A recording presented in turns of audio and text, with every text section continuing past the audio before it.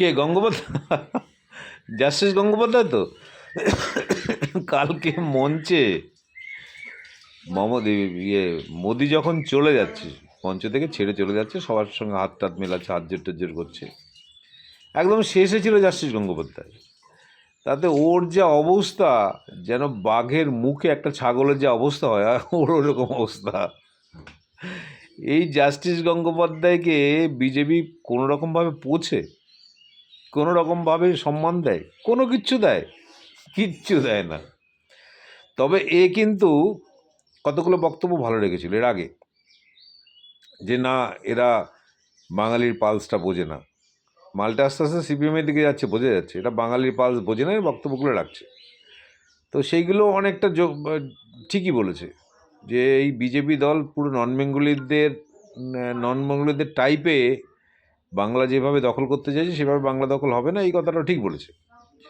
কিন্তু বাস্তবে এই বিজেপি এই গঙ্গোপাধ্যায়কে পুরো মুরগি বানিয়ে দিল, পুরো মুরগি। এমপি হয়েছে, কোনো রকম সম্মান তার নেই, কোনো রকম সম্মান নেই। মোদি তার দিকে তাকালো না, যাওয়ার সময় ফিরেও দেখলো না, মঞ্চে তাকে বক্তব্য রাখতেও দিল না। জানি না দিয়েছি কিনা, আমি যতদূর ছিলাম ততদিন আমি দেখিনি ওকে বক্তব্য রাখতে। মঞ্চে উঠে মুরগির মতো দাঁড়িয়েছিল, যেন মনে হচ্ছিল এই বোধহয় বাঘ একটা থাবা দিল, এই বোধহয় বাঘ একটা থাবা দিল। এই জাস্টিস গঙ্গোপাধ্যায়ের কি আস্ফালন! তিনি যখন জাজ ছিলেন, ওরে বাপ রে, justice Gangopadhyay, justice Gangopadhyay, justice Gangopadhyay.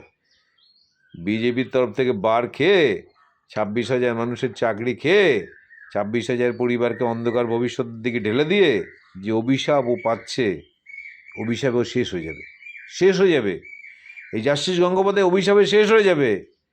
আরে ভাই, 2-4-10টা মানুষ পলিটিক্যাল রেকমেন্ডে সবসময় চাকরি পেয়েছে, তৃণমূল কংগ্রেসের ক্ষেত্রে চাকরি পেয়েছে, এটাই হচ্ছে আসল ফান্ডা।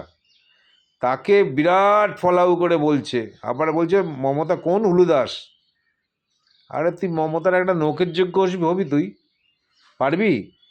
তুই মমতা যেখানে যাবে সেভাবে যেভাবে জনজট তৈরি হয়, তুই পারবি সেটা করতে? অভিষেক বন্দ্যোপাধ্যায়ের নখের যোগ্য হবি? অপদার্থ কোথাকারে। এতকাল জাস্টিস ছিল, অনেক বড় বড় তোর আস্ফালন, তুই তোর জায়গায় থাকতে তো ঠিক ছিলি, একটা অপদার্থ ছোড়া। এখন বিজেপি দেশে পুরো মুরগি হয়ে গেছে, ওর আর কোনো আস্ফালন নেই, কোনো কিচ্ছু নেই, কিচ্ছু নেই।